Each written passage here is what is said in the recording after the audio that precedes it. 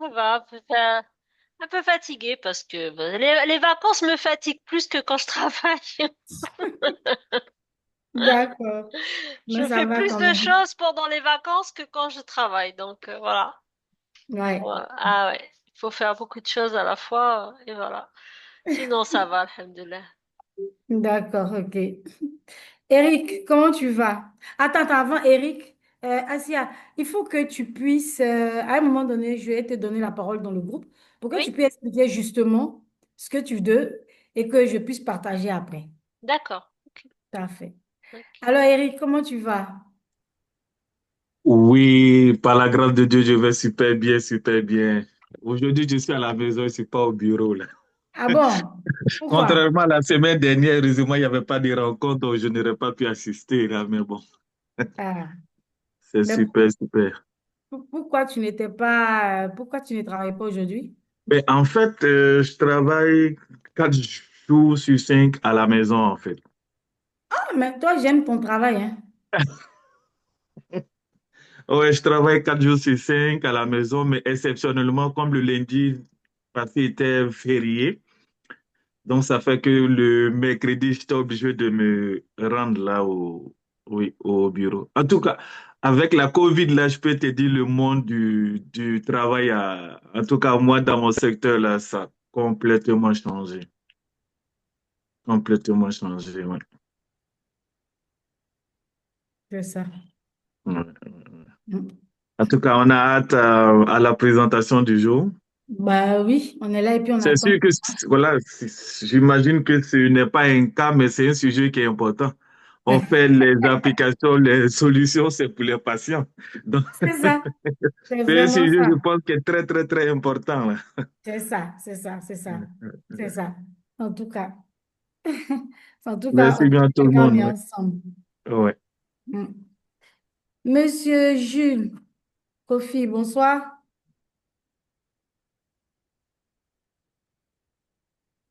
Monsieur Jules, bonsoir. Euh, Monsieur Bouraïma, bonsoir à vous. Oui, allô, bonsoir madame, comment vous allez? Ça va bien. D'accord, chez moi aussi ça va. Je suis monsieur Bourahima, je suis connecté depuis le Togo. Oh, Monsieur Bouraïma, ça va chez vous? Dieu merci, ça va madame. D'accord, ok, il n'y a pas de Merci, problème. merci. D'accord. Valérie Kwame, bonsoir. Bonsoir, madame. Comment vous allez? Par la grâce de Dieu, ça va. Hmm. D'accord. Et cette semaine? Oh, ça s'annonce sans grande spécificité, puisque vous connaissez l'actualité de la Côte d'Ivoire actuellement. On est tous ici, on est pointés. Donc, tu vois, quand je ne vois pas beaucoup de Voilà. monde connecté, là, je comprends que cette E- e- histoire-là, Effectivement. Sinon, mais à part bon, ça, tout le reste, mais bon, on n'a pas le choix. On est dedans, puis on avance. c'est ça, à On l'ivoirien. avance, on avance, on avance, on avance. D'accord, il n'y a pas de problème, on comprend vraiment. Et je pense que par rapport à ça, on va patienter, comment on appelle ça? On va peut-être se donner 5 minutes parce que les uns et les autres, c'est pas évident. C'est bien noté. Mhm, mhm. D'accord. Monsieur Jules, bonsoir. Est-ce que Monsieur Jules est connecté? Bah, s'il n'est pas connecté, Monsieur Ignace, bonsoir à vous.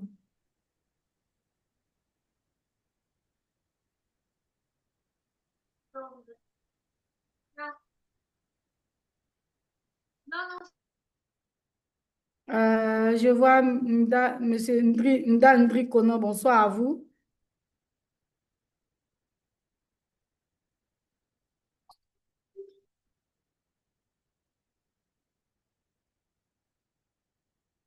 Ah, d'accord, il a écrit dans le box, dans le chat. Il doit être occupé, mais il assiste à la conscience.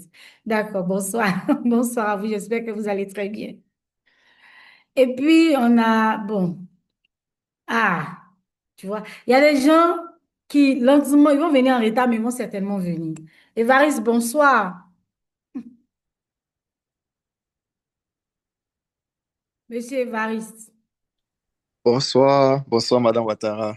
Désolé pour le retard. Il n'y a aucun problème. Comment vous allez? Non, non, je vais bien, je vais bien. Alors, et le Cameroun? Ah, juste une période un peu sensible, mais ça Ah, va. vraiment, le continent, là, on est vraiment, on est fait pour rester en famille, hein. Là-bas, ici, c'est la même chose, quoi. C'est la même chose, vraiment. On va traverser ça, c'est rien. On va traverser. Mais c'est quoi? C'est calme, c'est trop calme. Ça se passe bien Euh, quand même.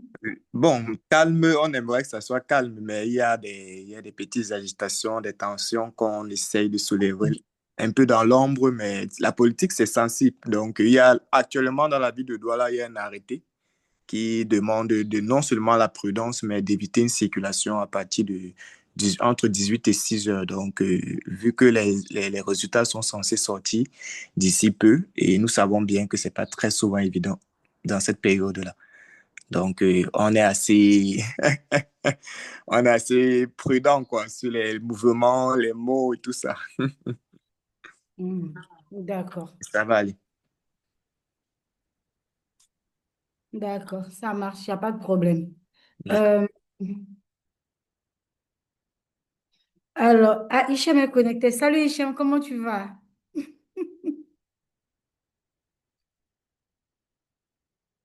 Bonjour, salut à tous. D'accord, d'accord. Je vois également Amavi qui est connecté. Bonsoir à toi.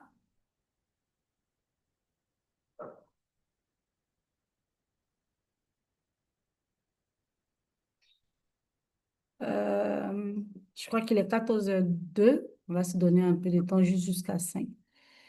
Amavi, est-ce qu'il est connecté? Ah, si, il est là. Il parle, mais on n'entend pas. Il y a Grace Toby qui est connecté, donc bonsoir aussi. Il y a Ahmad Baldé qui est connecté, bonsoir.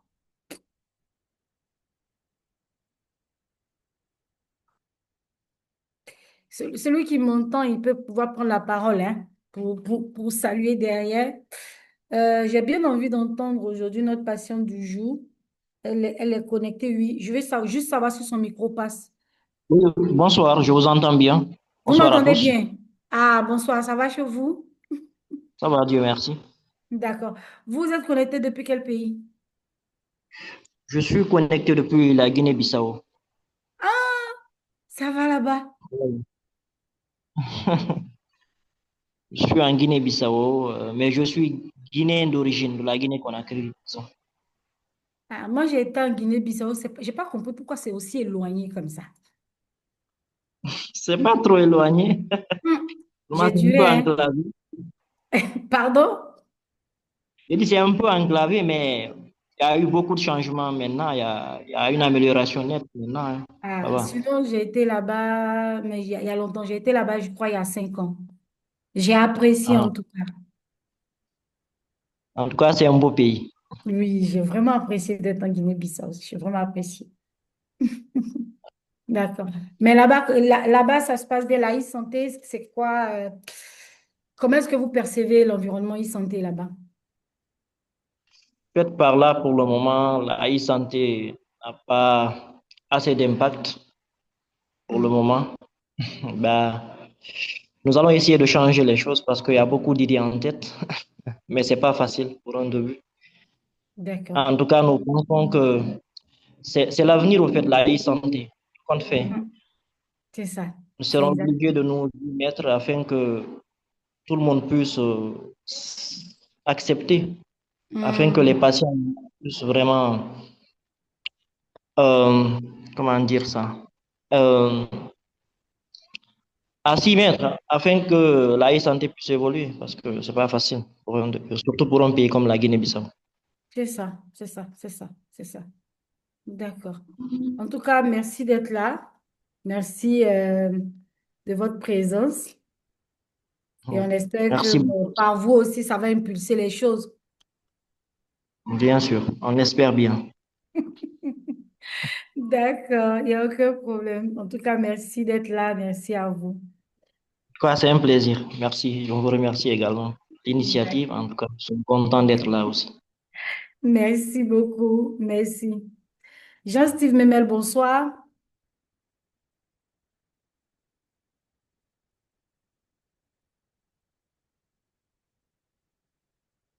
Je l'avais vu. Bah écoutez, je pense que Kétan, il est 14h05. On est déjà, je crois, une vingtaine de personnes et 20.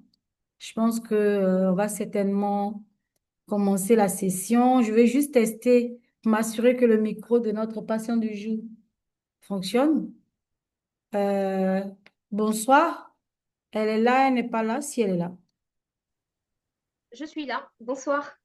Ok, c'est parfait. Ça me rassure parce que c'est notre stade de la journée, donc il fallait que je me rassure qu'elle soit là. Mais je ne peux pas commencer sans dire bonsoir, docteur Kevin, hein? Bonsoir, docteur.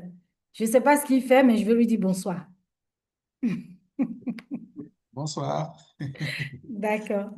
Là, il y a un match, hein, parce que généralement, ce que j'ai constaté, c'est que le Togo est plus, il y a plus de Togolais que les gens du continent, là. Vous n'êtes pas beaucoup. Aujourd'hui, là, il y a un seul continent. Donc, le Togo a gagné aujourd'hui. Merci beaucoup. Merci, docteur Kevin. Aujourd'hui, vous avez mis l'écran, là, votre vidéo. Merci d'avoir mis la caméra. D'accord. Alors, on a une session aujourd'hui. Kétan, on va démarrer la session. On a une session assez particulière aujourd'hui, je pense que qui attire l'attention de tout le monde. Je te laisse, Kétan, rapidement introduire et je vais prendre la parole. Ok, donc merci à notre facilitatrice et bonsoir à tous. Bienvenue à notre 16e session. On a parcouru du chemin depuis la première session jusqu'à aujourd'hui, donc c'est quand même une avancée. On s'est dit avant cette session, on parle d'innovation en santé numérique. On a présenté, il y a eu plusieurs présentations des cas, mais que veulent réellement les patients? Il faut replacer le patient au centre de l'innovation. Donc aujourd'hui, on a sélectionné des personnes qui sont des patients qui ont des maladies chroniques ou des maladies qui traînent depuis longtemps et ils ont des besoins. Ils vont nous exposer ces besoins-là pour qu'ensemble, nos solutions aillent dans ce sens-là, améliorer la prise en charge du patient parce que c'est le patient qui est le destinataire final de toutes nos solutions numériques. Donc, ce thème est vraiment très important. Donc, e-santé, accompagnement et que veulent réellement les patients. Donc, aujourd'hui, comme à l'accoutumée, on va dérouler l'agenda. Donc, on a eu la présentation des participants. Moi, je suis Kétan Soukou, coordonnateur des sessions éco. Après moi, la facilitatrice prendra la parole pour déjà introduire les personnes qui vont prendre la parole après, pour parler de leurs besoins, de ce qu'elles veulent réellement, quel est leur rapport à l'innovation en santé numérique, qu'est-ce qu'elles attendent. Ensuite, vous pourrez poser des questions et à la fin de la session, on mettra un sondage, je mettrai un sondage dans le Zoom, vous pourrez répondre. Et voilà. Concernant le bootcamp e-santé Afrique francophone, vous êtes beaucoup à vous inscrire, mais vous pouvez continuer à le faire. Je remettrai le lien encore dans le chat et aussi dans le groupe, mais vous qui êtes là, si vous n'êtes pas inscrit, le lien sera disponible dans le chat pour vous inscrire.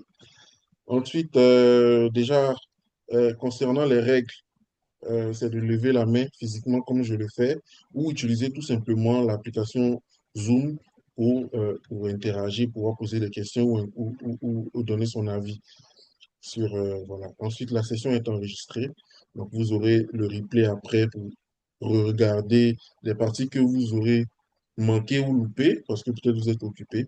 Donc, ça sera posté et ça sera envoyé. Donc, le lien du bootcamp, faut vraiment s'inscrire parce que c'est notre événement, c'est un événement de la communauté Éco Santé Afrique francophone. Et voilà. Donc, merci et bonne session à tous. Je donne la parole à notre facilitatrice. Alors, bonsoir, Kétan. Et puis, on te donne encore des réactions pour te remercier pour ton intervention de tout à l'heure. Alors, pour cette session aujourd'hui, qui est notre 16e session Éco Santé Afrique francophone, c'est bien parce qu'on est parcouru effectivement du chemin. On est à 16.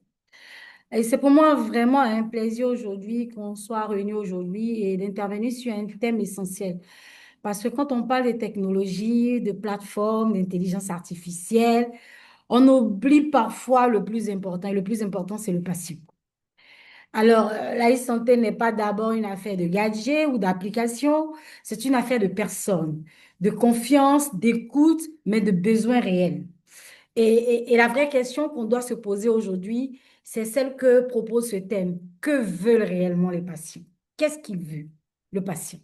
Alors, dans quelques instants, je vais vous proposer qu'on prenne un peu de recul, qu'on oublie un instant le rôle de soignant, de développeur, de décideur et qu'on se place de l'autre côté. On va écouter. On va écouter ce que veulent les patients avant tout et être compris. Voilà ce que je veux dire. On a quelqu'un aujourd'hui qui, dans la communauté, justement, s'est présenté, s'est proposé à nous, à échanger avec nous. Elle va se présenter parce que j'avais voulu, moi, la présenter. Et puis, je me suis dit, non, je préfère qu'elle se présente parce qu'elle est dans la communauté depuis très longtemps, depuis un bon moment, je vais dire plus d'un mois, je ne sais pas, plus d'un mois ou deux. Et elle n'est pas médecin, elle n'est pas infirmière, elle n'est pas professionnelle de santé, mais elle est intéressée par la e-santé. Je me suis demandé pourquoi est-ce qu'elle est intéressée par la e-santé. Et quand elle m'a dit ce pourquoi elle est intéressée par la e-santé, j'ai dit justement, je change l'orientation de personnes qui devaient intervenir aujourd'hui et c'est elle qui va intervenir. Parce que quand elle m'a parlé de ce qu'elle a traversé dans la santé qui fait qu'elle est portée sur la santé numérique, en fait, je me suis vue. Je me suis vue cette jeune fille qui avait pas mal d'affections, qui les ramassait là, qu'on appelait cadavre ambulant. Et donc, je me suis dit, moi, c'est la e-santé pour moi. Si avant ça existait, ça aurait été le top. Moi, je pense que j'aurais bravé beaucoup de choses au niveau de la santé. Mais elle va échanger avec nous aujourd'hui. Ce qu'on a demandé aujourd'hui, c'est que veut le patient en termes de santé numérique. Et aujourd'hui, je lui ai demandé de se prêter à ce jeu-là en tant que patiente parce qu'elle est là. Elle assiste à nos sessions en tant que patiente très régulièrement. Et je veux qu'elle puisse nous dire qu'est-ce qu'elle veut, elle, en tant que patiente dans la e-santé. Qu'est-ce qu'elle attend de la santé numérique? Qu'est-ce qu'elle ne retrouve pas dans la santé de façon normale, qu'elle veut dans la santé numérique? Et qu'est-ce que la santé numérique peut apporter en amélioration pour elle? Donc, ça va être comme une session normale à laquelle on a l'habitude d'assister. Sauf que là, on va écouter une patiente aujourd'hui qui va nous présenter, qui va échanger avec nous. Et on fera comme d'habitude, hein. Après ça, on va lui poser des questions, dans la bienveillance, bien sûr, des questions. On va essayer de se faire fort pour qu'elle essaie de comprendre les questions. Elle va répondre aux questions. Et puis, ça va nous permettre de pouvoir voir ce qu'on peut faire pour améliorer ce qu'on est en train d'apporter comme solution et l'orienter vers des solutions adaptées, adéquates. Donc, voici la session d'aujourd'hui. C'est vraiment pratique. C'est pas aujourd'hui de quelque chose d'hypothétique. Non, on oriente un patient vers une solution digitale qui va impacter et améliorer sa vie. Alors, je te donne la parole. Je vais couper mon micro et on te donne la parole. Voilà, je te laisse les 10 minutes. C'est toi la reine. Et envoyez des émoticônes pour notre championne, s'il vous plaît, des réactions pour l'encourager, parce que c'est pas évident Elle intervient depuis le Burkina, elle essaie, voilà, envoyez les réactions. J'aime bien ça. Allez-y. Allez, tu peux y aller. Merci bien, merci pour la parole donnée. J'espère qu'on m'entend très bien. Oui, très bien. Super. Déjà, je m'excuse pour la qualité de l'image. Je suis dans un endroit où il n'y a pas assez d'éclairage. Et merci pour cette opportunité qui m'est donnée de parler de mon cas, qui est assez spécifique. Et également de faire ce témoignage-là qui va faire ressortir le ce pourquoi je n'ai pas hésité à adhérer à la communauté et ce pourquoi je suis très engagée pour la e-santé, même si je ne suis pas de la santé. Donc, je suis Maïmouna Rachel Sawadogo. On m'appelle communément Mamours pour faire court. Je suis la secrétaire générale de l'association Scan Vision Genre. Je suis journaliste de profession, mais je suis en reconversion professionnelle à cause de la situation sociopolitique. Et voilà, me concernant en tant que patiente, c'est que je traîne un traumatisme crânien qui dure une vingtaine d'années, on dira ça, parce que je ne me rappelle plus très exactement. Je sais que j'étais au collège quand c'est survenu. J'ai eu un accident et tout d'un coup, ma vie a basculé. Ma vie a basculé parce que depuis cet accident, j'ai des pertes de mémoire, j'ai des problèmes de concentration, j'ai les nerfs qui me lâchent sans que je ne sache pourquoi. Et ça a rendu ma vie assez difficile. Il fallait des traitements, traitements sur traitements. Et entre-temps, il y a eu une inondation au Burkina Faso. Et les eaux ont tout gâté. Tout ce que j'avais comme résultat d'examen, comme carnet et tout ça, tout est parti. Et c'est devenu un problème par rapport au suivi. Hormis cela, le traumatisme crânien a développé chez moi une hypersensibilité. C'est-à-dire que je suis émotionnellement, les choses se quadruplent chez moi. Bon, je ne sais pas comment expliquer ça, mais ça ne se passe pas comme chez les autres personnes. Et j'ai également un souci avec les dents. Et à chaque fois que je vais pour une chirurgie dentaire, ça se passe mal. Parce que soit l'anesthésie ne passe pas, ou quand on force pour que ça tienne, ça ne tient pas longtemps. Et ça fait que j'ai peur des hôpitaux et tout ça. Mais même avec tout, ce qui me chagrine, c'est que il n'y a pas un endroit où toutes mes données sont stockées et où je peux facilement amener ceux qui me soignent à se référer pour bien me traiter ou pour mieux me traiter. Donc déjà, j'ai essayé de noter ce à quoi j'ai été confrontée, parce que si je le dis comme ça, je pourrais sauter certaines parties assez importantes. Donc, je vais lire ce que j'ai griffonné par ici. Donc, les difficultés auxquelles j'ai été confrontée avec le système classique. On parlera déjà de la perte totale de mes données médicales que j'ai mentionnées tout à l'heure. Et cette perte a rendu ma prise en charge extrêmement difficile. Parce que chaque médecin que je rencontrais me demandait des documents que je n'avais plus. J'ai dû refaire plusieurs fois les mêmes examens, ce qui a eu un coût financier et moral assez considérable. Donc, à force de recommencer sans fin, j'ai fini par interrompre certains traitements, non pas par négligence, mais par épuisement financier et psychologique. Bon, pour ceux qui sont passés par là, on sait que c'est pas aisé. C'est pas du tout aisé. Et le deuxième point par rapport à mes soins dentaires, c'est que à chaque fois que je vais pour la chirurgie, puisque ça a déjà été constaté, c'est mentionné quelque part. Mais quand je vais, par exemple, à un autre centre de santé, on ne me demande pas ce qui s'est passé avant. Et même quand je le dis, on ne me prend pas forcément au sérieux. Bon, je ne sais pas trop, mais ce n'est pas pris en compte. Et tu as toujours les mêmes problèmes qu'avant.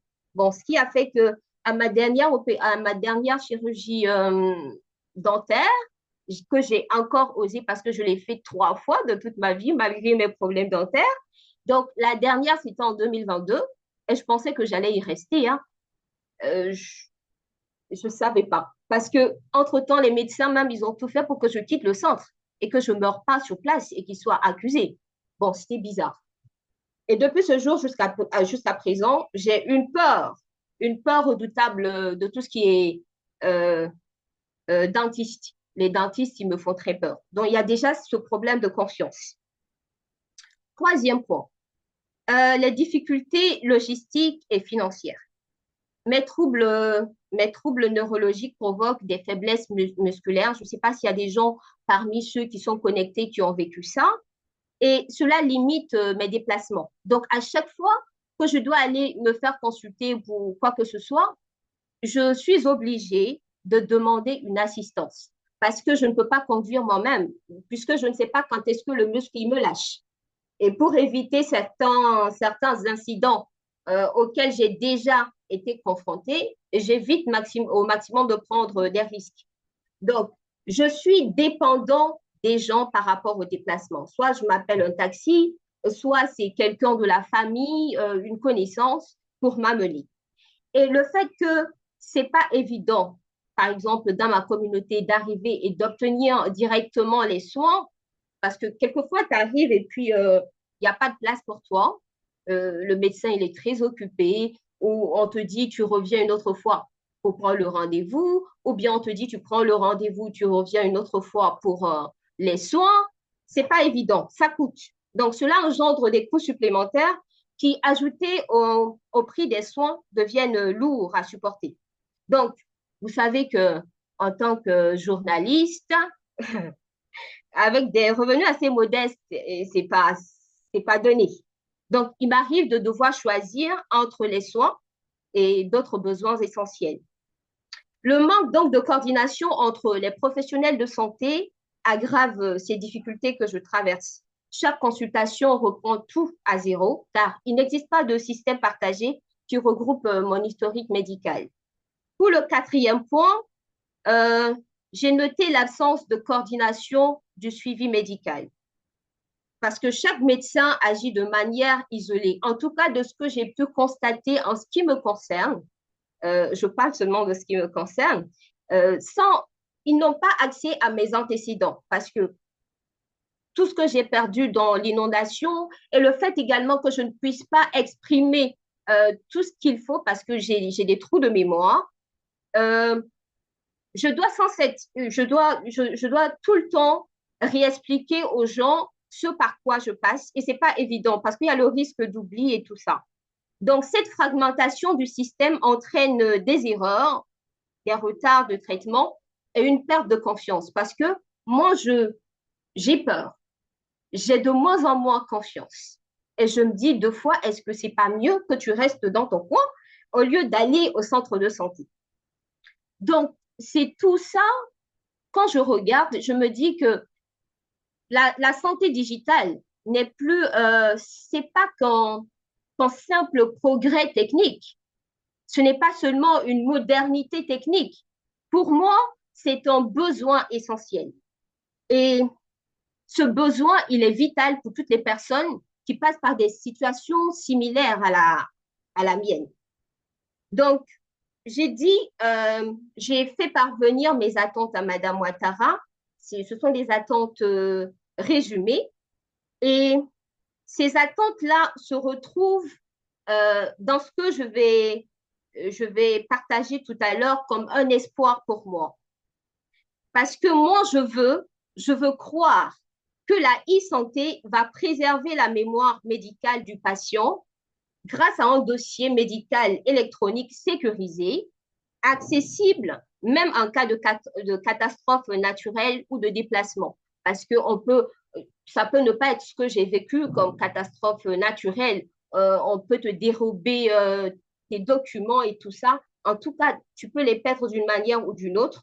Mais s'il y a cette possibilité de préserver cette mémoire, on est sauvé, on est bien. Deuxièmement, faciliter la coordination entre les différents soignants. Moi, j'aurais bien aimé que, par exemple, celui qui prend en charge mes problèmes de nerfs, la personne qui va prendre en charge mes problèmes dentaires, l'autre personne qui va juste me soigner quand j'ai le palu ou que j'ai le rhume, que toutes ces personnes, et j'en passe, hein, que tous ces soignants-là, ils puissent avoir une coordination entre eux. Troisièmement, je suis convaincue, et c'est même pas un vœu, c'est une évidence, que la e-santé va réduire les déplacements et également les coûts grâce à la téléconsultation, parce que si je peux rester à la maison, ce que je vais mettre dans le taxi une ou deux fois pour aller consulter, pour aller prendre mes soins, en plus de ce que je dois payer, eh bien, ça m'arrange. Hein. C'est vrai qu'il y a la connexion à tout ça, il y a mon abonnement, mais je trouve que ce sera beaucoup plus avantageux que si je dois me déplacer comme ça se passe actuellement. Et ça va réduire,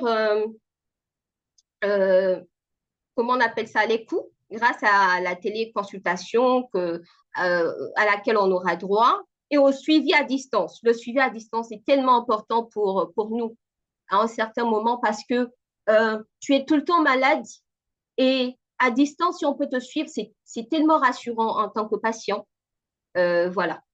Quatrième point, alerter les professionnels de santé sur les particularités médicales d'un patient afin d'éviter les souffrances évitables. Si, par exemple, mes soignants sont déjà informés que non, j'ai des problèmes avec l'anesthésie, ça peut ne pas prendre, ils savent quoi faire parce que moi, je ne suis pas du domaine, mais je sais qu'ils savent quand c'est le cas, ils savent comment s'y prendre, ils savent tout ça. Donc, mais il faut qu'ils soient informés. Et ça sera possible uniquement grâce à la e-santé parce qu'il y a la possibilité de développer un système numérique qui puisse prévenir cela. Cinquièmement, reconnaître et documenter les handicaps invisibles pour une meilleure adaptation du parcours de soins. Moi, je trouve que mon cas, c'est un handicap invisible. Quand tu me vois, tu penses que je suis en parfaite santé. Euh, Rien ne paraît que ça ne va pas, alors que je suis malade. Donc, ce serait super que ce handicap invisible puisse être reconnu comme un handicap et que ça puisse être répertorié. Il se trouve que moi, je suis donneuse d'organes en cas de décès. Et je sais que grâce à la digitalisation, ce serait possible de créer un registre numérique. En Afrique francophone, ici, je ne pense pas que ça existe pour le moment, ou même si ça existe, je ne pense pas que ce soit officiel. Donc, la e-santé permettra de créer un registre numérique pour le don d'organes, où chaque citoyen peut exprimer clairement sa volonté et la rendre consultable par les autorités médicales. Mon dernier point, c'est le renforcement de la confiance entre le patient et le système de santé. Je l'ai beaucoup mentionné quand j'ai parlé parce que à un certain moment, tu te poses plein de questions, mais je suis sûre qu'avec la e-santé, on peut arriver à cette confiance entre le soignant et le soigné grâce à la transparence, la traçabilité, la continuité des soins.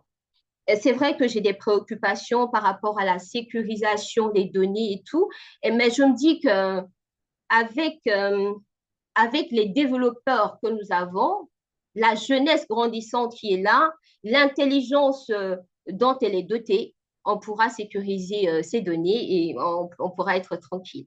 Donc, c'est tout pour mon témoignage.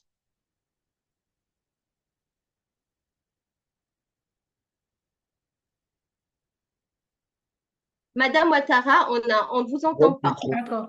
J'ai dit, je voulais même demander d'envoyer des réactions, mais je n'ai même pas besoin de parler. Les réactions viennent d'elles-mêmes. Voilà. Donc, il y a des réactions et ça n'arrête pas. Vraiment, vraiment, vraiment, vraiment. Moi, je ne sais même pas si j'aurais des choses à dire. J'aurais des choses à dire parce que et vraiment, c'est très émouvant parce que, euh, comme je vous l'ai dit, ça me donne l'impression d'être en train de parler d'un cas que j'ai vécu. Moi, j'étais épileptique, donc je ne convulse pas, mais je tombais à tout moment, sur tous les chemins. Et les gens avaient tendance à dire, celle-là ne va pas aller loin, elle n'a qu'à arrêter l'école parce que vraiment, c'est trop compliqué. Il faut sortir avec un ami.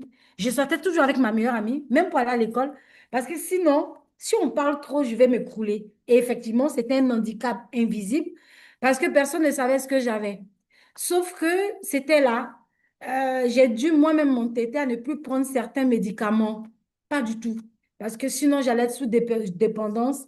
Et ça fait que très souvent, j'évite certaines choses parce qu'on m'a demandé. Et par moments, j'oublie de dire que je suis épileptique, tout ça. Et donc, vraiment, votre témoignage, il est émouvant. Je crois que toutes les personnes qui ont écouté aujourd'hui sont... Voilà. Je n'arrête pas de voir des messages dans le groupe. C'est des réactions. C'est vraiment un leader, une patiente. Voilà. Alors, la communauté, je pense que on va faire comme on a l'habitude de faire. Ah, les réactions, là, ça finit pas, hein? Bon. On va faire comme on a l'habitude de faire et on va essayer de poser des questions. Des questions de clarification, si certains n'ont pas posé, mais vraiment dans la bienveillance. Et puis, il y a des questions qu'il faut aussi s'éviter de poser parce que, bon, même si elle a décidé de nous faire ce témoignage, sachez que c'est quand même des choses assez confidentielles. Donc, certaines choses, elle pourra les partager, d'autres pas du tout. Donc, je ne sais pas s'il y a des questions qui doivent être posées, lever la main comme ça ou encore des émoticônes, juste pour pouvoir poser des questions afin qu'elles puissent vous clarifier. Et puis, on va échanger. Bien évidemment, on va échanger. On a une patiente et on veut savoir aujourd'hui qui a besoin. Elle a fait un état des lieux de pas mal de choses, des problèmes qu'elle a aujourd'hui et des témoignages. Et elle nous a dit ce qu'elle veut, coordination des professionnels de santé, avoir quelque chose qui sera comme la mémoire du patient pour pouvoir faciliter euh, la prise en charge parce que les informations seront disponibles. Euh, Réduire les coûts parce qu'il faut payer le déplacement.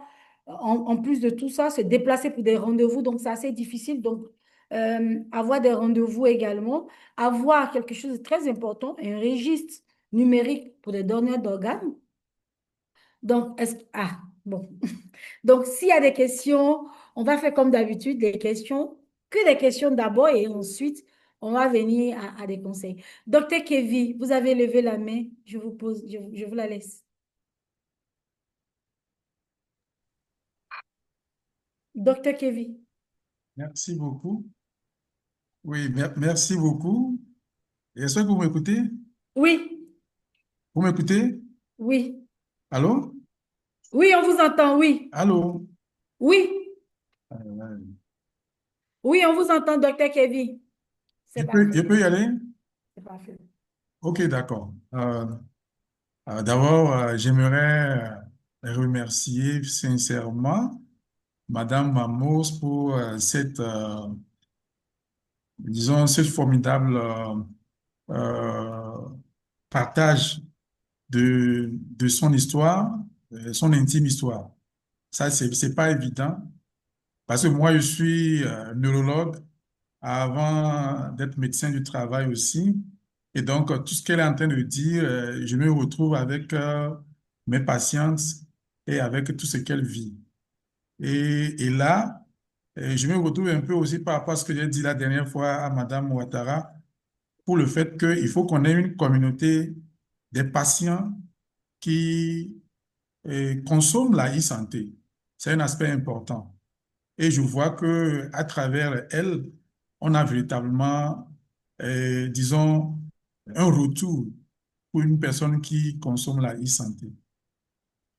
Et ce que j'aimerais lui de poser comme question, euh, c'est de voir à partir du moment où elle a perdu son dossier, est-ce que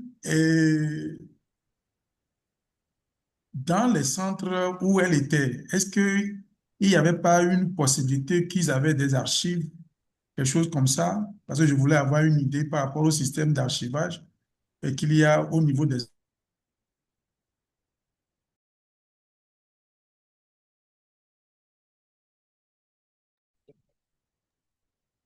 On dirait qu'il a On eu... l'a perdu, on l'a perdu. Est-ce qu'il y a une question qui doit être posée le temps que docteur Kevin revienne avec sa question? J'ai essayé de noter, mais je veux qu'il achève. Ah, il est là, docteur Kevin est là. Ah, excusez-moi, hein, c'est un problème de réseau. Allez-y. Donc, voilà, je disais que je la félicite pour ce partage. Et véritablement, c'est une opportunité pour nous parce qu'on avait parlé dernièrement de la possibilité que nous ayons des, des, des patientes qui sont consommatrices de e-santé pour pouvoir avoir leur retour. Et j'ai vu que avec vous, on a eu ce retour-là. Vraiment, merci beaucoup. Maintenant, ce que je voulais poser comme question à Madame Mamous, c'est est-ce que lorsque vous êtes retourné dans les anciens centres, est-ce qu'il n'y avait pas de système d'archivage du tout, pour qu'au moins puisse retrouver votre dossier d'une manière ou d'une autre? Ça, c'est un accès important. Et puis, là, le deuxième élément, je voulais véritablement voir, parce qu'en temps, vous avez parlé du fait qu'il n'y avait pas de coordination et que vous avez l'impression que l'accueil n'y était pas. Qu'est-ce que vous avez véritablement constaté par rapport à cet accueil-là? C'est des aspects qui sont importants pour que, dans la mesure du possible, avec notre communauté, on puisse, par la suite, nous aussi, de notre côté, pouvoir voir qu'est-ce qu'on peut faire comme formation en matière de santé pour les professionnels, pour que véritablement cet aspect d'empathie, d'accompagnement des patients puisse être véritablement un élément assez important. Voilà là où je voudrais être pour le moment. Mais tout ce qu'elle a fait comme disons, proposition, mais je dis waouh. C'est-à-dire que ben, je pourrais demander qu'elle rentre dans dans les équipes nationaux de réforme du système de santé, parce que là, véritablement, elle est à un top en matière de proposition. Donc, voilà. Et Madame Ouattara, je pense que ce réseau-là, c'est un réseau stratégiquement très fort, hein. Donc, on Oui. a des éléments qui peuvent nous permettre de pouvoir vraiment transformer le système de santé en Afrique. Je vous le dis véritablement parce que j'ai des occasions d'être avec des personnes, des décideurs. Parfois, on n'a pas aussi ces propositions venant de ceux qui sont en train de soigner. Donc, ça, vraiment, c'est une très bonne chose. Donc, je pense qu'on est là pour une aventure et je pense que on aura le temps de pouvoir faire du brainstorming, aller au fond de ce qu'est comme proposition, voilà ce que ça va donner. Merci beaucoup. Merci, docteur Kevin. Merci vraiment. Merci. Encore félicitations à Mamou. Merci infiniment. Alors, est-ce que vous pouvez répondre? Je pense qu'il y a des questions qui ont été implicitement. Comment est-ce que vous avez fait, notamment lorsque vous alliez en consultation? Est-ce il y avait pas de, il y avait pas c'était pas numérisé, mais comment est-ce que vous faisiez, vous, en termes d'archivage de vos informations médicales? Je sais que quand je suis repartie au centre, je me rappelle bien que la personne qui me soigna était le premier euh, médecin qui s'occupe des nerfs au Burkina Faso. Je me rappelle plus très bien le nom du centre. Et quand je suis repartie pour exprimer le besoin d'avoir certaines informations, il s'est avéré, je ne veux pas gâcher le nom du centre, du coup, il s'est avéré qu'il n'y avait pas d'informations claires sur mon cas. C'est peut-être les jours des rendez-vous, quelques produits griffonnés ça et là. Il n'y avait pas d'archives en tant que tel. Et ce qui m'a choqué, c'est que je me dis que normalement, même si tu as beaucoup de patients, si tu accordes de l'humanité à ton travail et que tu te dises que c'est une personne là que tu es en train de soigner, tu vas noter ces points quelque part. Pas forcément pour le centre, même pour toi, pour suivre l'évolution de ta patiente ou de ton patient. Mais ça n'a pas été le cas. Du coup, j'ai pas beaucoup insisté. J'ai dit merci. Les informations qu'ils m'ont données, je ne pense pas que ça m'a servi par la suite. Par rapport à l'accueil, quand je parle du fait qu'il n'y a pas de coordination ou que quand tu... Bon, je me dis que si la e-santé permet de collecter, par exemple, toutes nos données, le médecin qui va me soigner par rapport à mes dents va d'abord s'enquérir sur tous les problèmes que j'ai pu avoir en général ailleurs pour pouvoir prendre ça en compte dans les soins qu'il va me donner. Et bon, ce n'est pas le cas actuellement. Et je me rappelle bien que dernièrement, pour ma chirurgie dentaire, quand j'y ai été, je m'attendais à ce qu'on me pose plein de questions. Parce que j'ai dit, j'ai peur. Et parce que j'ai eu des antécédents. On ne m'a pas demandé c'était quoi tes antécédents. Mais comme j'aime parler, je suis une personne qui aime un peu beaucoup parler, j'ai voulu insister pour dire. Elle a juste hoché la tête et elle m'a dit, ok. Bon, tu ne vas pas me montrer ce que je fais, hein. Je sais ce que je fais. Elle a fait ce qu'elle devait faire et puis voilà. À la fin, elle tremblait. Elle pensait que j'allais mourir dans son centre parce qu'elle n'a pas peut-être pris en compte tout ce qu'elle devrait prendre en compte. Je ne sais pas trop. Et ce n'est pas la première fois. Je sais que ailleurs également, c'est compliqué. Je me rappelle avoir eu un palu qui ne ressemblait pas à mes palus habituels. J'ai voulu souligner ça au médecin. Et il n'a pas voulu que je lui fasse cette remarque. Donc, il y a tout ça, il y a tout ça, il y a tout ça. Mais bon, je me dis que ça va aller. Avec la e-santé, on aura la possibilité de faire des demandes spécifiques, je me dis, parce que quand la digitalisation intervient, la parole est donnée aux consommateurs, la parole est donnée aux patients et ça va améliorer tout le système. J'ai foi, je crois et je sais que ça va se faire. D'accord. Merci infiniment à vous. Merci beaucoup. Merci. Jean-Steve Memel a levé la main. Jean-Steve, vous pouvez activer votre micro et poser la question. Toujours dans la bienveillance et sans vraiment rentrer dans dans les informations trop, trop, trop confidentielles. Allez-y. D'accord. Bonjour à tous. Avant de poser ma question, j'aimerais vraiment féliciter cette dame pour son témoignage. C'est vraiment touchant et c'est quelque chose qui touche vraiment la e-santé, mais je crois aussi que quelque part, ça interpelle aussi nous, les professionnels de santé en tant que médecins, surtout dans la prise en charge de nos patients. Parce que voir une personne qui parle de son témoignage, qui fait ressortir des mots-clés comme la peur, manque de confiance lorsque je viens pour une consultation, vraiment, ça montre quelque part que c'est pas parce que je suis médecin que je le dis, mais aujourd'hui, je vais essayer de me mettre dans la peau d'un patient. Ça montre quelque part qu'il y a, je dirais, certains médecins, ou on va dire certains aînés, ou bon, je vais mettre ça de manière générale, certains médecins qui peut-être quelque part n'ont pas le sens de l'humanité. J'ai pour habitude de dire à mes amis que moi, je fais la médecine, j'ai préféré faire la médecine, pas parce que genre, je cherche l'argent, pour le dire en ces thèmes-là, mais je fais la médecine parce que d'abord, c'est quelque chose que j'aime, et en deuxième lieu, c'est parce que j'aime l'être humain. Donc, je place en fait au milieu, au centre, en fait, l'être humain, en fait. Et vraiment, vous entendre parler, moi, je suis vraiment peiné, mais il faut dire aussi qu'il y a nos réalités sur le terrain, il y a les réalités aussi de l'Afrique. La médecine africaine est vraiment différente de la médecine européenne. Et vraiment, ces initiatives que nous sommes en train de faire, comme aujourd'hui la communauté e-santé, je crois que dans quelques années, d'ici 2, 3, 5 ans, ça va porter en fait ses fruits. Ma question en fait, c'est de savoir, vous avez parlé de peur, de manque de confiance. Moi, j'aimerais savoir en fait comment vous envisagez avec la e-santé remédier en fait à cela.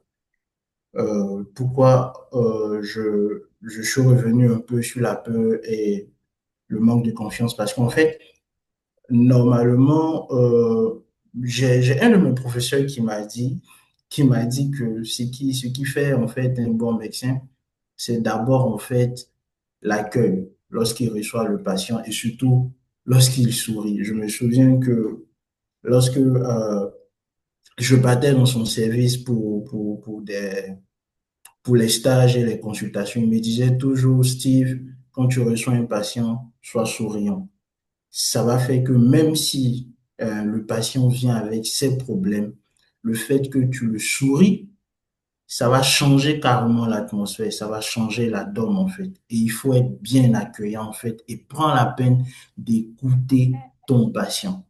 Je crois que dans la littérature médicale, si j'ai bonne mémoire, nos consultations sont maxi entre 10 à 15 minutes. Si, pas patient, si j'ai bonne mémoire en tout cas, en 10 à 15 minutes. Donc il me disait, ne sois pas pressé, prends la peine d'écouter bien ton patient, d'écouter ce qu'il a dit, parce que tout ce qu'il va te dire, ce sont des informations qu'il t'envoie qui vont te permettre en fait d'établir ton diagnostic ou qui vont te permettre de mieux l'orienter vers soit un autre médecin ou un spécialiste.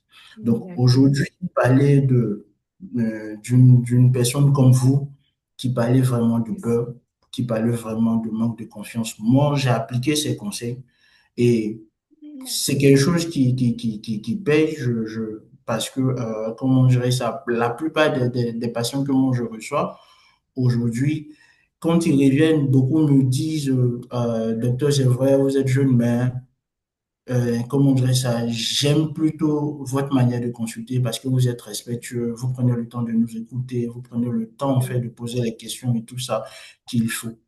Donc j'aimerais savoir, vu que vous êtes au cœur de cela en parlant de votre témoignage, comment en fait envisagez-vous que la e-santé peut vraiment changer la donne au niveau en fait, de cette histoire de peur et de manque de confiance? Merci. Je pense que, pour résumer rapidement ce que M. Jean-Steve Memel veut dire, je pense que vous avez essayé d'expliquer plus ou moins, mais c'était de savoir de façon très pratique. Aujourd'hui, si on vous demande de penser une solution, vous serez amené à avoir une solution. Une solution. C'est-à-dire, s'il faut penser une solution, cette solution pour vous là, il y aurait quoi dans cette solution-là qui viendrait vous mettre un peu plus à l'aise aujourd'hui? Je sais que vous l'avez plus ou moins dit, mais je pense qu'il veut que vous reveniez dessus. Déjà, je ne sais pas si je pourrais répondre correctement à la question. Je ne suis pas Non, sûre. vous n'êtes pas obligé de le dire correctement, de dire simplement, par exemple, je crois que j'ai dû noter quelque part où vous avez dit que vous voulez qu'il puisse y avoir une mémoire, sauvegarder vos informations, vous avez parlé de rendez-vous. Donc, c'est de nous le dire comme ça, pas forcément avec les mots, les termes, mais qu'est-ce que vous, en tant que patiente comme ça, vous voulez? Si je vous dis solution de e-santé pour vous, pour vous en tant que patiente, au travers de votre expérience, qu'est-ce que vous voulez? C'est peut-être ça, tout de suite, sans même avoir trop réfléchi. D'accord. Pour moi, déjà, la e-santé, il a parlé d'humanisation. La e-santé humanise le système sanitaire. Parce que le fait déjà qu'on pense à moi, qu'on pense à me faciliter l'accès aux soins, ça, c'est déjà humain. Ça me rend confiante, ça me galvanise. Et puis, ça me permet d'établir une relation, même si elle n'est pas claire, une certaine relation de confiance avec les soignants avec qui je serai en contact. Il y a déjà ça, le fait que la e-santé facilite les soins. Le fait que la digitalisation, comme vous l'avez dit, Madame Ouattara, tout à l'heure, permette de capitaliser tout ce qu'il y a eu par rapport à mes soins, de, d'avoir un archivage complet qui est là. Et je sais que tous les soignants ont accès à cet archivage. Moi, je me dis, je suis rassurée. Je suis rassurée parce que même si je ne le dis pas aux soignants, il a tout sous ses yeux. Et quand il prend une décision, il prend cette décision en prenant en compte tout ce qui a été gardé et qui est essentiel pour lui. Donc ça, c'est déjà rassurant. Ça, c'est en deuxième point. Troisième point, je me dis qu'également, il y a eu une de ces réunions où la solution a été de dépêcher des voitures chez le patient pour amener le patient au centre de santé ou déjà d'ailleurs pour lui prodiguer des soins à la maison en attendant de l'amener aux soins. Ça, c'est humaniser le système sanitaire. Ça également, ça me met en confiance avec le médecin. Docteur Jean-Steve Memel a également parlé de la manière d'accueillir, l'écoute. Quand on parle de e-santé, on parle forcément d'écoute. Parce que même quand on n'a pas le patient à côté, c'est-à-dire on prête l'oreille, on est attentif à ce que le soigné veut, le patient veut, et on l'écoute vraiment. On ne se dit pas non, bah c'est bon, non, tu ne me dis pas ce que je dois faire. Parce que déjà, comme c'est la téléconsultation, on prend toutes les informations. Ça, c'est déjà très, très important et ça va amener tous les soignants qui n'écoutaient pas à écouter. Et puis, le sourire. J'espère que tout le monde fera comme vous, docteur Jean-Steve Memel. C'est vrai qu'ils ne sont pas tous comme ça, mais on espère que ça se fera, même s'ils ne sont pas tous comme ça. Je prie pour que la majorité des médecins soient bienveillants pour vous. C'est très important. Ça aide même à guérir rapidement, de ce que je sais, en tout cas avec mon expérience personnelle. Quand le médecin, il est bienveillant, il est accueillant, il est souriant, tu guéris plus vite. Tu guéris automatiquement, systématiquement plus vite. Donc, je ne sais pas si je réponds totalement à la question. D'accord, vous avez répondu. Alors, docteur Jean-Steve Memel, pour, pour, pour, pour résumer, elle a besoin que ces informations soient centralisées quelque part, comme une sorte de carnet, en fait, où tout le monde pourrait avoir accès, chaque médecin pourra avoir accès rapidement. Quand elle passe, sans qu'elle ait besoin d'échanger, que son historique soit mis à disposition de chaque professionnel. Euh, elle n'a pas, elle souhaite que les rendez-vous soient déjà organisés, de sorte que quand elles viennent, que le médecin soit occupé ou pas, qu'elle le sache. J'ai vu quelque part aussi, donc, bon, elle avait parlé de l'alerte tout à l'heure et elle a parlé de la bienveillance et de l'écoute. surtout de l'écoute. Même si on est en téléconsultation, de ne pas bâcler, mais de vraiment, elle souhaiterait avoir si c'est quelqu'un qui utilise de la téléconsultation pour la prendre en charge, mais qui se comporte comme si elle était devant lui, en fait. Pas de dire que comme on est au téléphone, juste voilà. Donc, voici une patiente qui a pu dire là rapidement ce qu'elle attend de façon très pratique de la santé numérique, de la e-santé, comment est-ce que ça pourrait être pour elle. Euh, je crois que elle, est-ce qu'il y a d'autres questions? Moi, souhaiterais savoir si d'autres personnes veulent poser des questions, pas forcément des professionnels de santé, hein, les membres de la communauté. Mon ami Bruno, il est là, il ne parle pas beaucoup. Mais est-ce que tu aurais des questions? Est-ce que quelqu'un aurait des questions à poser? Eric, toi, tu es start-upper, donc est-ce que tu as des questions à pouvoir poser? Voilà, voici une Monsieur patiente qui Hichem, dit ce qu'elle veut. Monsieur Hichem qui a levé la main. Ah, Hichem, vas-y. Et bonjour à tous. En tout cas, très intéressant, très riche. Euh, Ça donne pas mal d'idées aussi. Euh, Impressionnant le parcours également et l'exemple et l'énergie que ça projette. Et les retours d'expérience, c'est aussi la clé de tout ça que j'entends là, que ce soit euh, de toutes les parties prenantes là autour de la table. Ça a été l'humilité. C'est vraiment l'humilité pour avoir un pont d'écoute entre le patient et la patiente et le professionnel de santé. Parce que souvent le professionnel de santé, mais ça c'est pas qu'en Afrique, c'est dans le monde entier. Il y a il y a une distance entre le patient et le professionnel de santé. Et elle ne se mesure pas en mètres, en kilomètres ou en centimètres. Elle se mesure en écoute et en fréquence d'écoute. Et, ce problème d'écoute amène beaucoup d'angles morts. Ce qui fait qu'en réalité, ce qu'elle disait qui est très pertinent, c'est le fait de garder une mémoire de ce qui s'est passé avant. Au fur et à mesure, ça permet d'éviter beaucoup d'angles morts, en tout cas de les minorer. Et donc de venir avec une approche où on évite de se répéter sur certaines choses et qu'on peut continuer à appuyer et à construire chaque jour un peu plus la maison de notre santé, de notre bien-être, plutôt qu'à chaque fois repartir sur les fondations et compagnie et recompagnie. Et on perd énormément, non seulement de temps, mais du temps efficace. Donc avant qu'il commence vraiment à traiter, le médecin, il est dans une phase d'écoute extrêmement parcellaire, très rapide, beaucoup trop rapide, qui est due parce que la demande est tellement importante pour les professionnels de santé que c'est pas évident, sans parler du fait qu'il y en a qui peuvent effectivement être à côté de la plaque. Mais c'est au départ, néanmoins, les professionnels de santé, ils sont là parce ils veulent faire la différence. Après, effectivement, on a des zigotos toujours très intéressants, enfin plutôt pas très intéressants dans dans toutes les professions. Mais en dehors de ça, c'est aussi les enjeux qui prennent beaucoup de temps et d'énergie. Donc là, les retours sont extraordinaires. Et c'est vrai que le digital et le numérique peut permettre de sauvegarder ces retours et de les travailler, de les challenger, de les valoriser, de les continuer à les nourrir. Et ça, c'est extrêmement important. Et ce que je vois là, c'est que je pense que EcoSanté peut avoir un département, entre guillemets, avec vous sur la partie patient expert, patient leader. C'est des associations qui existent, qui commencent à se développer à travers le monde. Il y a même des diplômes à ce niveau-là maintenant, de plus en plus. Ils sont plus que reconnus, ils ont un réel rôle. Et ça fait souvent la différence parce que on rajoute des couleurs, on passe de la relation en noir et blanc à la relation en couleur. Et avec plusieurs autres dimensions. Et là, ça permet de faire passer à l'échelle, donc c'est très inspirant.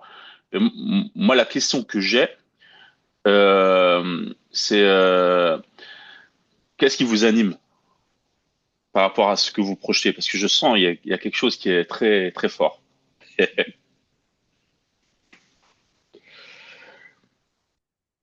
Alors, attendez, j'active mon micro, je ne sais pas si c'est activé. Alors, la question c'est qu'est-ce qui vous anime aujourd'hui?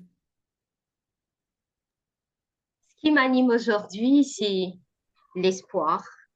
L'espoir que la e-santé vienne corriger les erreurs du système actuel dans la santé.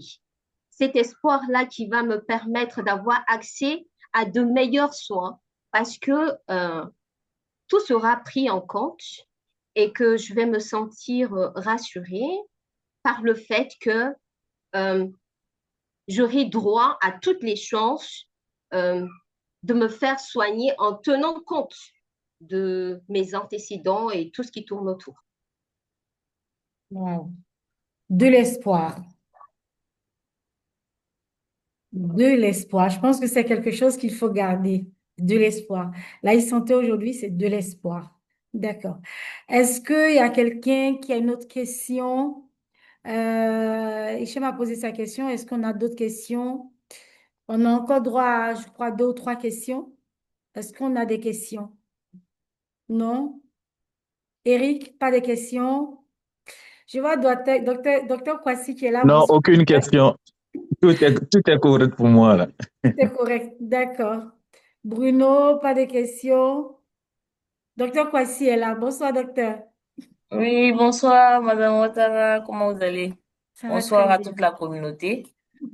Très ravie d'être avec vous aujourd'hui. Il y a eu beaucoup de chevauchements entre les activités, donc je suis un peu partout. Donc, j'ai fini de l'autre côté, donc je vous ai pris en cours. Voilà. D'accord. Merci Alors beaucoup et puis aujourd'hui, félicitations à l'équipe. d'accord. Aujourd'hui, docteur Kwasi, je précise que docteur Kwasi, c'est notre super hub parce que on travaille sous le couvert de l'INSP qui est notre super hub. Donc aujourd'hui, c'était que veut le patient. Et on avait une patiente aujourd'hui qui nous a expliqué et qui nous a dit ce qu'elle a vécu et ce que la e-santé pourrait apporter aujourd'hui en termes de Waouh, santé. Voilà. très belle expérience alors. D'accord. Malheureusement, je ne l'ai pas entendu. Bon, c'est pas grave. Je On pourrais va vous passer le regarder la vidéo replay. après. D'accord. C'est parfait. Est-ce Ça, que merci on a beaucoup. des questions? Oui, non. Si on n'a pas de questions, on va passer à l'autre phase. Est-ce que quelqu'un aurait des recommandations à l'endroit des entrepreneurs qui sont ici, des start-upers? Je vois Steve Memel, je vois Asia, je vois Eric, Allô? je vois pas mal de Oui, personnes. allô? Oui, monsieur Aimé Michel. Voilà, bonjour à toute la communauté. Bonjour, monsieur Aimé. Bon, c'est pas vraiment une question, mais quand j'ai écouté le témoignage de notre patiente du jour, Oui, bon, elle s'inquiétait à un certain moment en ce qui concerne la sécurité du patient, la sécurité des données. Donc là, à ce niveau, je voudrais dire que aujourd'hui, il y a quand même plusieurs protocoles de sécurité qui sont utilisés pour pouvoir garantir, n'est-ce pas, la confidentialité des informations, la sécurité même des informations.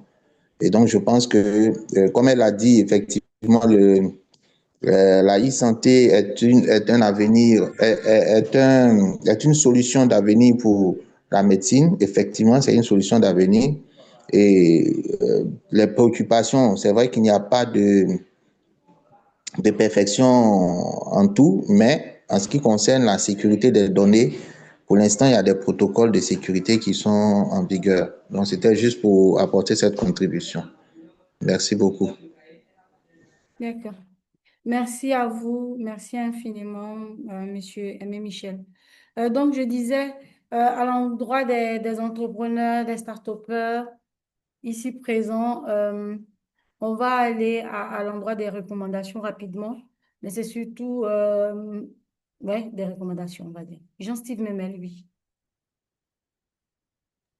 2 minutes, hein, juste 2 minutes. Alors, d'accord, je sais que j'ai On tendance à va beaucoup parler. directement. D'accord, madame, c'est bien compris. OK, moi, ce que je peux dire comme recommandation, déjà, c'est, comme on le dit chez nous, et moi, je vois son témoignage comme un cas clinique. Voilà, un cas clinique qui est vraiment bien expliqué. Et j'aimerais vraiment que, en tant que jeune entrepreneur, que vraiment on puisse vraiment se pencher sur la solution en fait qu'il faut vraiment trouver pour, pour le cas qu'elle a émis. Il y a plusieurs cas, hein, il y a plusieurs cas comme fait vraiment comme j'ai tendance à dire la e-santé ne doit pas seulement se limiter que à la téléconsultation. La médecine elle est vaste. Elle ne doit pas se limiter seulement à la téléconsultation. Et je crois que dans son témoignage, elle a parlé de plusieurs angles, en fait.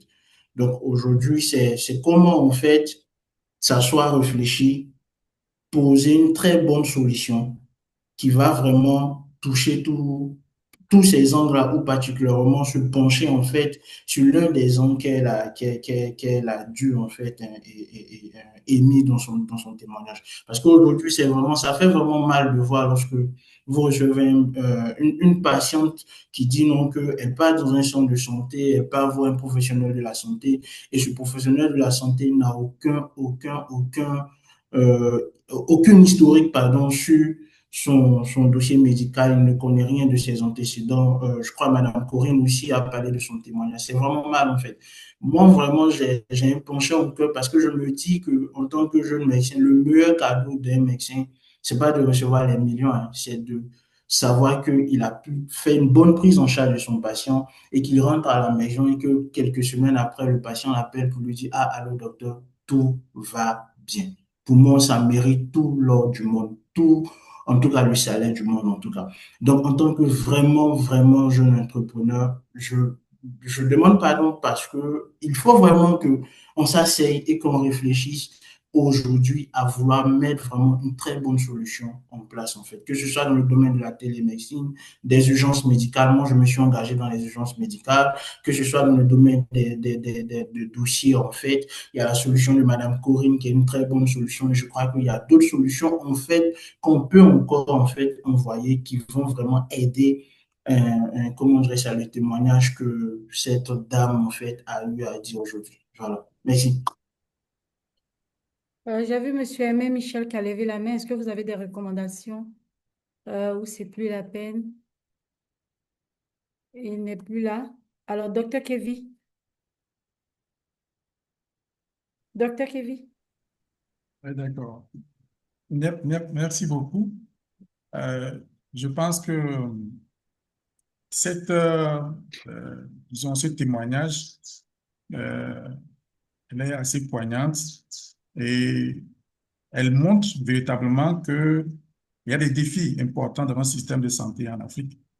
Je pense que lors de ma dernière présentation, il y a quelques mois de cela, on avait ressorti certains éléments par rapport aux défis que nous avons dans notre système de santé en Afrique, du fait que la population, la demande devient de plus en plus importante, mais le nombre du personnel, la disponibilité du personnel ne peut plus suivre.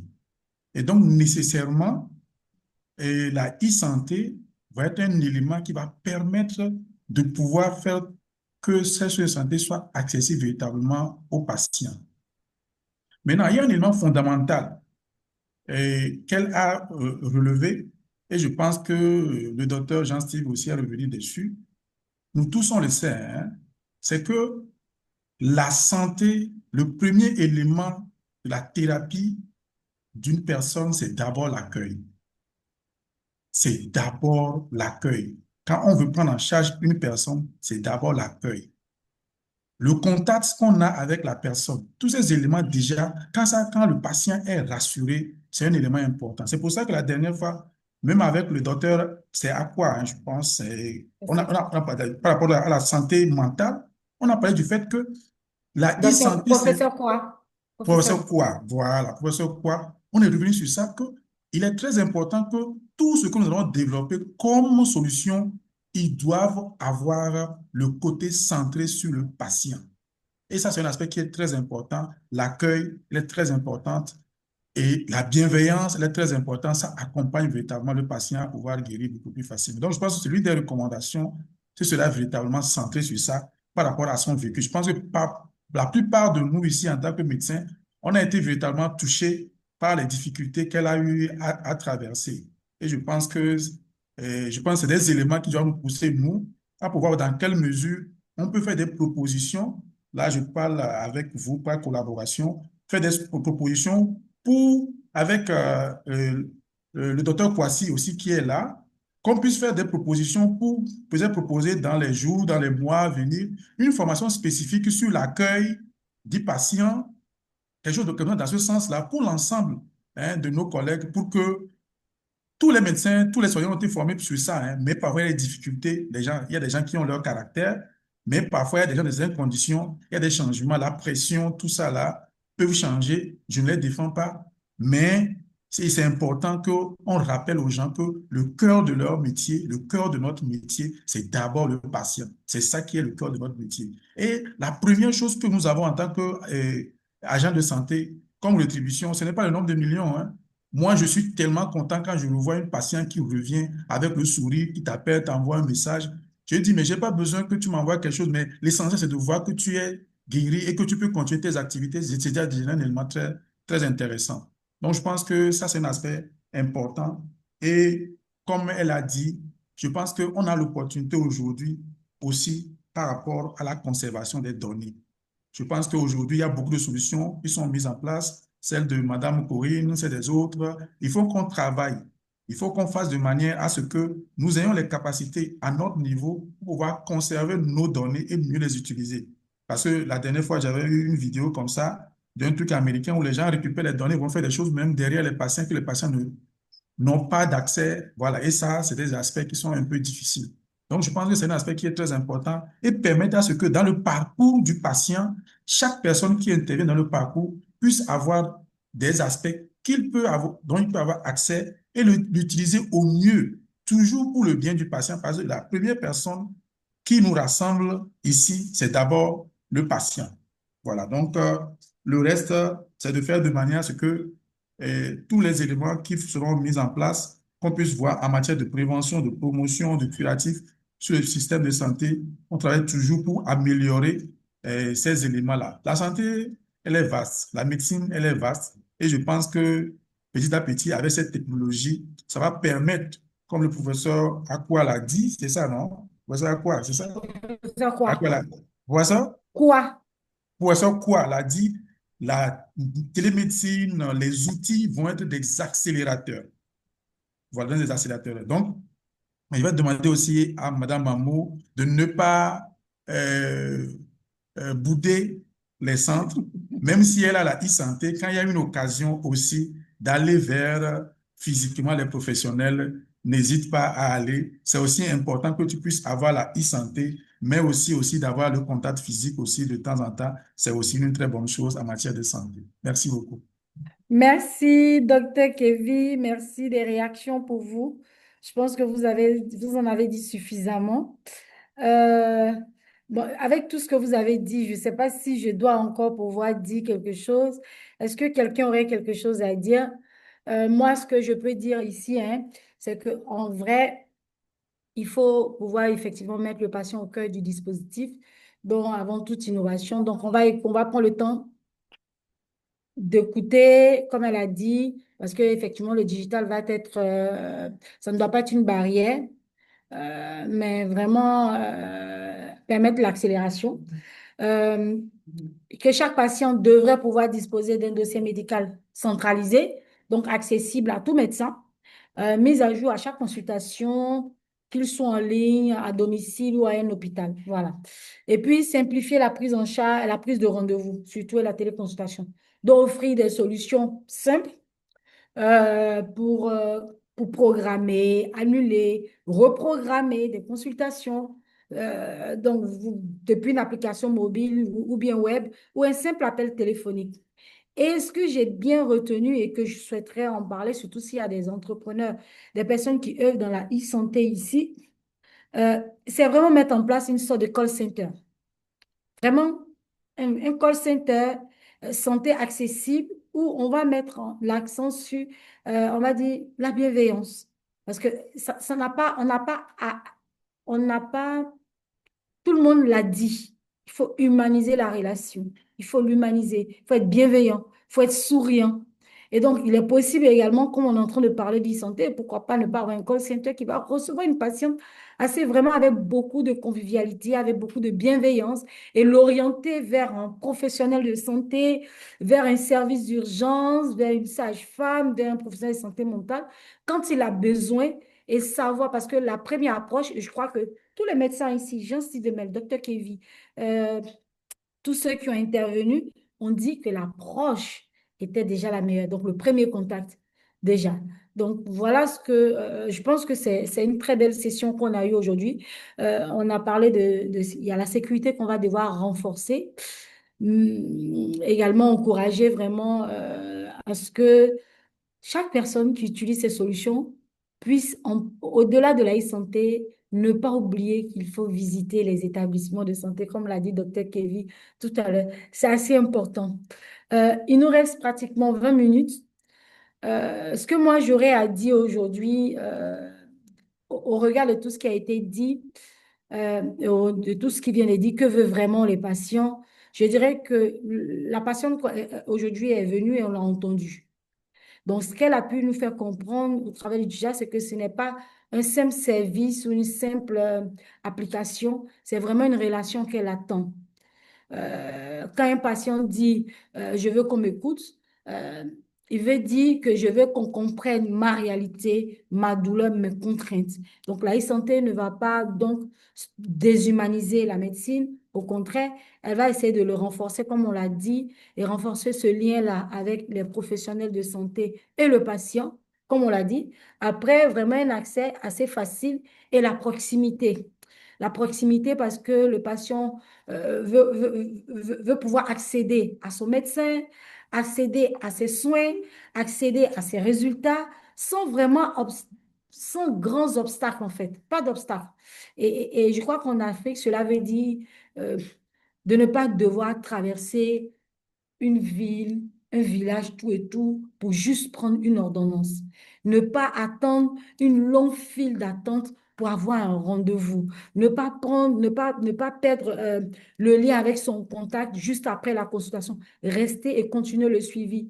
Et surtout, des solutions concrètes comme ceux de dossier médical, de prise de rendez-vous et de téléconsultation. Donc, je pense pour ma part, comme Monsieur Aimé, je crois, Aimé Michel l'a dit tout à l'heure, il y a la question de sécurité et il y a des protocoles qui sont mis en place pour justement garantir la sécurité du patient. Donc, à partir de ce qui vient d'être dit, je crois qu'on sait aujourd'hui ce que veulent nos patients, ce qu'ils attendent de nous en matière de santé numérique et ce n'est pas différent de ce que veut un patient dans un établissement de santé. Sauf que là, il veut être beaucoup plus proche de ce professionnel de santé afin que sa prise en charge puisse être et puis pour avoir un meilleur suivi derrière. Et surtout, un meilleur suivi, une prise en charge efficace dans les prises de décision. Je pense que c'est ce que veut un patient et c'est ce que veut la patiente de ce jour. Moi, je vais dire merci à Mamoun. Lui dire merci. On t'envoie encore nos réactions parce qu'on a été très, très contents de ton témoignage. On espère vraiment qu'on en aura, parce qu'on n'en a pas fini avec ce que veulent les patients. On va chercher aujourd'hui des personnes qui, en termes de ce que veut le patient, des personnes qui souffrent aussi d'affections chroniques, des femmes enceintes également, des femmes qui ont, les mères enfants également, qui sont face à des situations, qu'est-ce qu'elles attendent? L'idée aujourd'hui, c'est qu'on puisse savoir aujourd'hui, comme une sorte de Fab Lab, qu'est-ce qu'on attend aujourd'hui? Qu'est-ce qu'on attend aujourd'hui en termes de santé numérique qui peut pouvoir améliorer? Parce qu'on l'a dit, la e-santé va apporter quelque chose de révolutionnaire. Elle va améliorer la vie des populations sur le continent parce que les grands défis, les grands challenges, c'est nous qui l'avons. Et elle a dit tout à l'heure, quand elle quitte Ouaga, qu'elle vient à Abidjan ou qu'elle part ailleurs, elle aurait souhaité qu'on puisse lui dire de quoi elle souffre parce que par moments, elle a des pertes de mémoire. Elle oublie de dire qu'elle avait eu telle affection, elle oublie de donner certains médicaments. Et quand elle va chez le dentiste, euh, elle sent une certaine fragilité, mais c'est dû à tout ce parcours qu'elle a déjà eu, mais elle omet de pouvoir dire certaines choses. Et donc, ça, c'est très, très important. Je pense qu'à un moment donné, ce sera l'un des thèmes, on va certainement parler d'interopérabilité interpays. Parce que ça aussi, c'est bien, parce que je parte, quitte le Burkina, que j'aille au Togo chez Dr. Kevi, ou que je parte chez Evaris au Cameroun, ou chez Hichem en Algérie, je dois pouvoir avoir ce dossier-là qui soit disponible dans ma prise en charge également. Ça, c'est très important. Donc, ça sera un sujet qu'on va débattre très bientôt. Pour ne pas vous prendre trop de temps, il faut que vous sachiez qu'on a notre bootcamp. Il y a, je crois, à ce jour, 80, je crois, une centaine de personnes qui sont déjà inscrites dans le bootcamp. On espère avoir des personnes qui viendront Donc, prenez vos vacances, prenez des vacances pour venir à Abidjan, c'est pas mauvais. Pour venir assister justement à ce bootcamp, parce que c'est ce genre d'échange qu'on va avoir.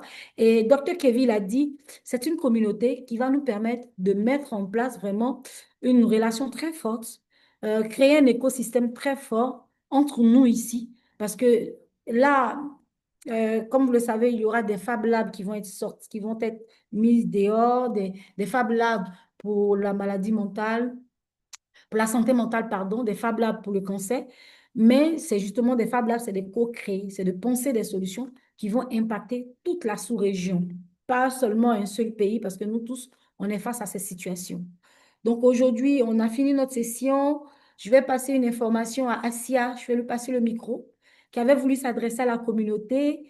Et je m'excuse auprès de toute la communauté parce que j'ai dû fermer, pas de ma faute, mais on recevait des intrusions, des attaques, et je veux vraiment pas porter atteinte à votre sensibilité, donc j'ai dû bloquer. Et si je me rends compte qu'il n'y a pas trop d'intrusions encore avec ces gens de personnes, on va l'ouvrir pour qu'on puisse communiquer correctement. Là, s'il y a quelque chose à dire, en 5 minutes, si tu peux faire passer l'information. Alors, ce que j'avais demandé hier, c'était comme je veux déposer mon projet, comme pour avoir le label projet innovant ici sur Alger. En Algérie, je voudrais alimenter l'annuaire médical. Donc, il faudrait que j'ai un grand nombre de médecins. Pas forcément que des médecins, hein. Ça peut être des médecins, ça peut être des laboratoires d'analyse, des centres d'imagerie, avoir leurs coordonnées, leur adresse, leur numéro de téléphone. Soit je fais un formulaire Google Form et tout le monde le remplit et puis je vais avoir toutes les données. Ça serait intéressant aussi.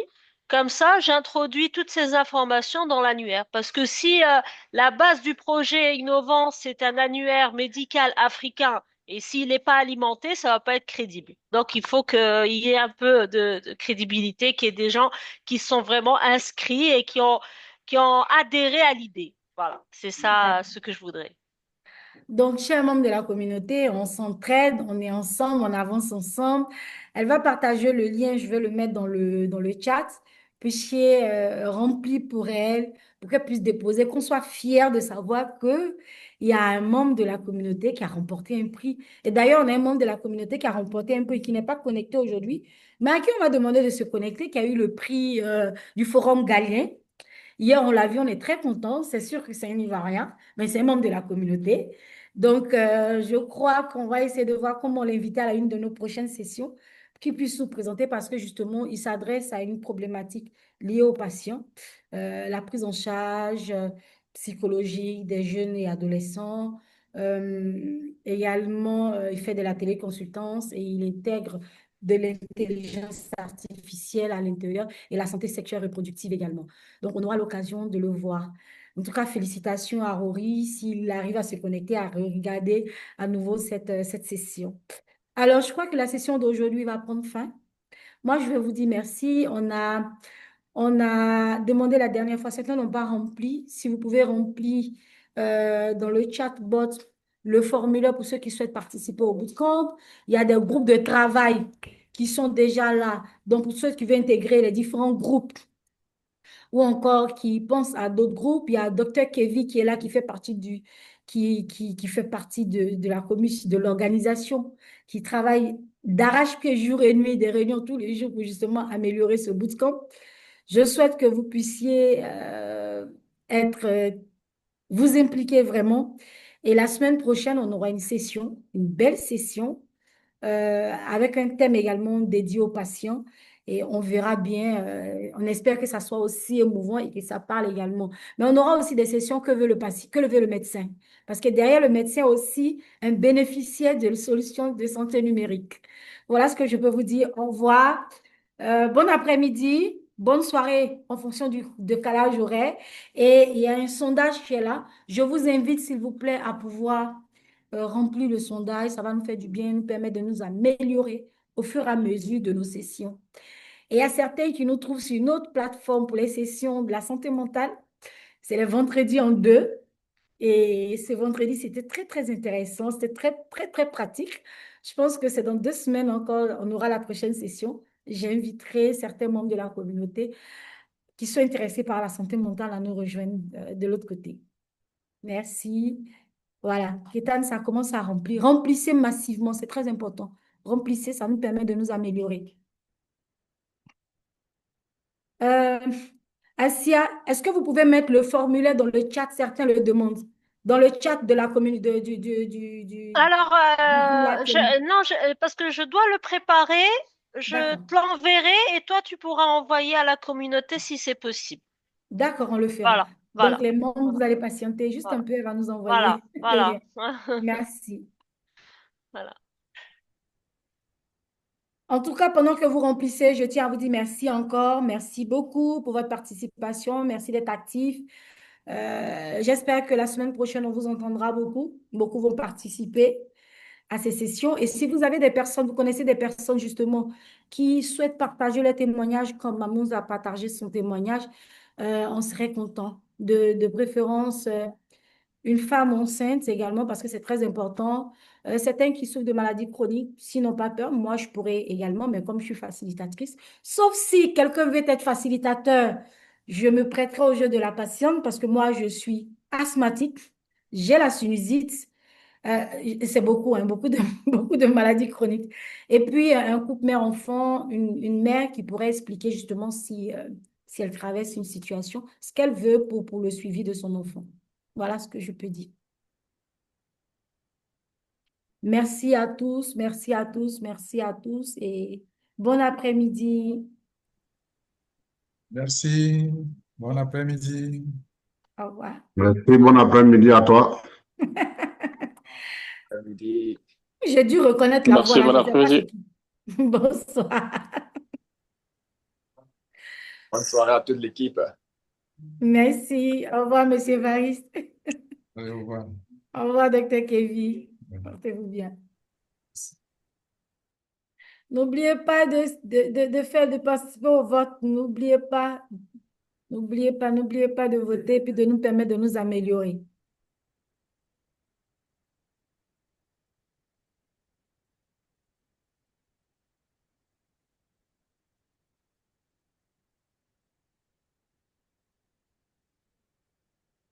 D'accord.